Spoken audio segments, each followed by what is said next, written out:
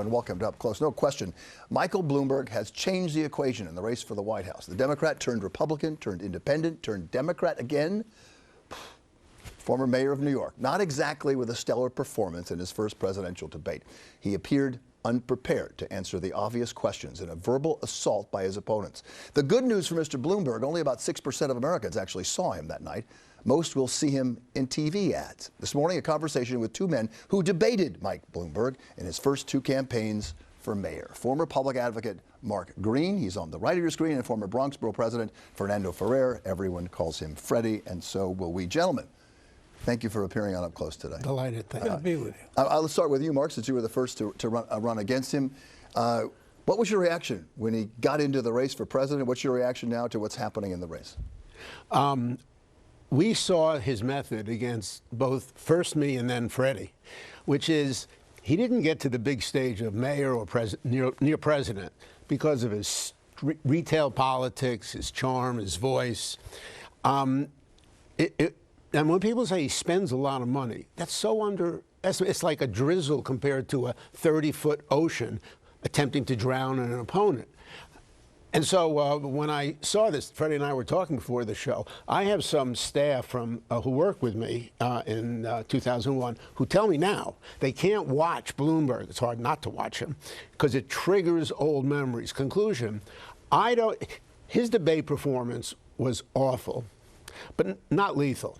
People who say he can't do it, because there's such a gap between his kind of fumbling, tight, smart alecky persona on television and in ads where he's between George Washington and Lincoln. I am going to guess that he studies well. He doesn't like losing. And the next debate, I don't know how he'll be different. He will be different and probably better. So you're not writing him off. Freddie, what was your reaction when you first saw him run and after the debate? I've seen this movie before. So have we all. He'll do poorly in the first couple of debates, as Mark has pointed out, and he'll just write more checks, buy more ads, try to erase the bad performance from the public memory, and do a whole bunch of other things. And right, it's the ads that he is depending on defining him. We're going to show clips of each of you in about 15 seconds, but I'm getting the sense that there's still a lot of emotional things that you carry against Bloomberg, even though you seem to be kind of objective in your analysis. Is that true? No. No. If you don't, nothing personal. This was 19 years ago. I called right after he won, congratulated him, apologized for one ad, and we've only gotten along well since. Otherwise, your life is handicapped. Right, with anger. I'm midlife. I have another 74 years to go. From your lips, Mark. We should all have that luck. Freddie? I got no time for that. I didn't vote for him, and I wouldn't vote for him now. I didn't think he was good for the You wouldn't city. vote for Mike Bloomberg if he got the Democratic nomination against Donald Trump? Ask me that question if he gets the Democratic nomination. I'll be happy to answer it for you. I do want to show our audience some of the clips, because Mike Bloomberg had never been on a debate stage before. You had the first go at him here at Eyewitness News. Both of you guys were here at Eyewitness News. Let's take a look at your clip first, Mark. Name the trait that you respect most in each other. Mr. Green, what do you respect most about Mr. He's Bloomberg? a fast learner because he's never had any experience doing anything in government, and he's catching on, but probably not by the 6th. Mr. Bloomberg, what do you respect about your Well, it's not opponent? Mark's judgment as to who's going to win on the 6th that I admire. I think that Mark has been a good public advocate. His skills are to go and to find problems. My skills are to go and solve them. That's the fundamental difference between the two of us. I guess the question is, are you bugging people? I don't think there's any evidence. I think people look at our ads. There's a positive message. Every ad I've tried to be substantive and tell people what we've done. Mike Bloomberg's a wealthy man, and he certainly has a right to spend his wealth any way he wishes, but that doesn't make it right. It doesn't make it right to distort debate in this city. It doesn't make it right to destroy the platform from which you formulate good public policy. Neither one of those, would I say, was a friendly debate. There was anger on each of your parts. It looked positive compared Right there. to the Democratic presidential campaign. That's a good point. Look, I don't think you know my family. That's not anger. I saw you get angry a couple times during that debate. I moderated that debate, and you did get angry. That one wasn't. That one, the clip that we had wasn't. But there was. It was not a pleasant. You guys were not exchanging holiday cards. Well, there's a lot at stake, and only one could win. I agree with Freddie that of course, he's allowed to spend the money he wants, comma. It was illegal to spend it federally under the 1974 Watergate Act. It limited self-spending to $25,000. And then a Supreme Court decision, Buckley v. Vallejo, said, oh, if I give you money, I can corrupt you, but if I give myself money, I can't corrupt me. Well, maybe, but you corrupt democracy. And, you know, I'm going to vote for Bloomberg over Trump. You'll make that decision now. Freddie said he's going to wait. Well, yeah, but it means that if that's the lineup, we are headed toward a situation where only billionaires need apply. Because a working politician raising money the old-fashioned way, one by one, even with matching money, you know, can't compete with a multi-billionaire. And when he said, oh, he only runs positive ads, well, now that's not true. He attacked me in ads on the merits. He didn't call me a name wrongly, but he ran, you know, a heavy barrage of negative ads. But he's quite capable, as we have seen with Mr. Trump, of going after someone and twisting that knife inside. We saw it this last week on Friday, where he came out with 7 billboards in Las Vegas that Mr. Trump's going to see as he drives to Las Vegas. He saw in his car to the rally, getting after him. And it's all attacks. There's no question. It's nasty, Freddie. Clever, and nasty, but simple fact is that's not going to call the election one way or another. This has really got to be about appealing to the best instincts of Americans. And if it isn't about that and it's about something else, then we miss the point. Your party could very well nominate Bernie Sanders. And how's that going to go against Donald Trump? What do you think, Mark?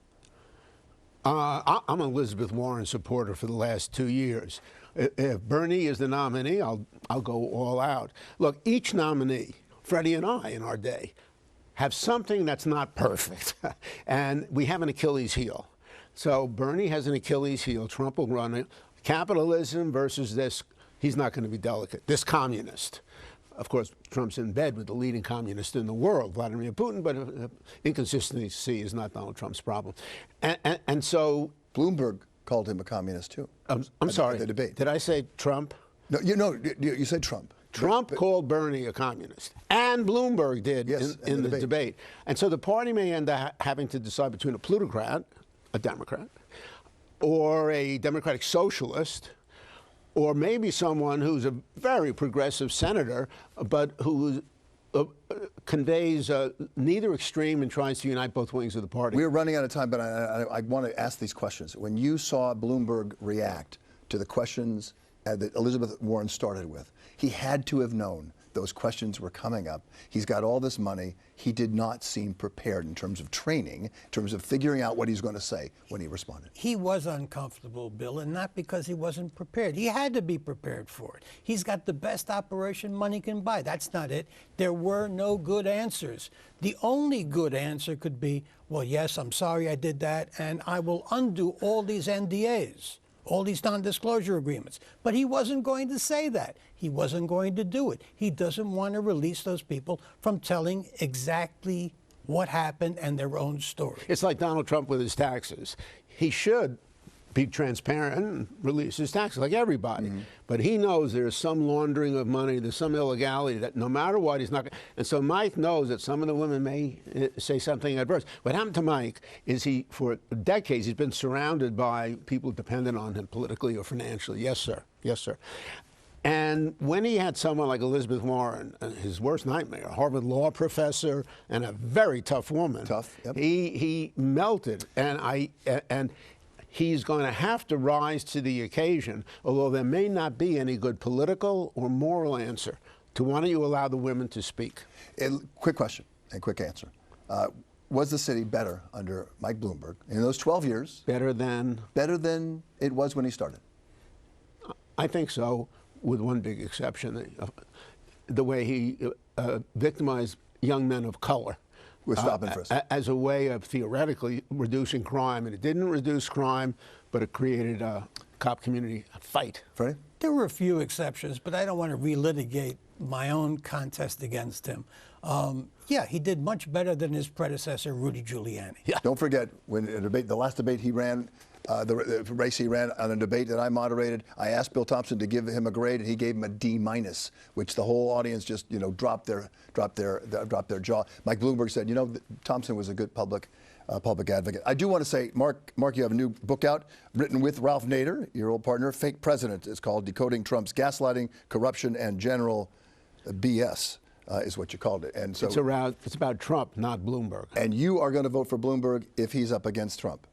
Hypothetically, yes. And you will make up your mind come fall. I'll let you know, but I don't think Bloomberg's going to be the nominee. I agree. Who's going to be the nominee of your party? I think, and I have to say, Elizabeth Warren, because she has it all. Freddie? Don't know yet. Okay. Gentlemen, this was really interesting. We could have talked for an hour. I really you. appreciate you coming in. Thank you very much, and good luck. Good to be with you, Bill.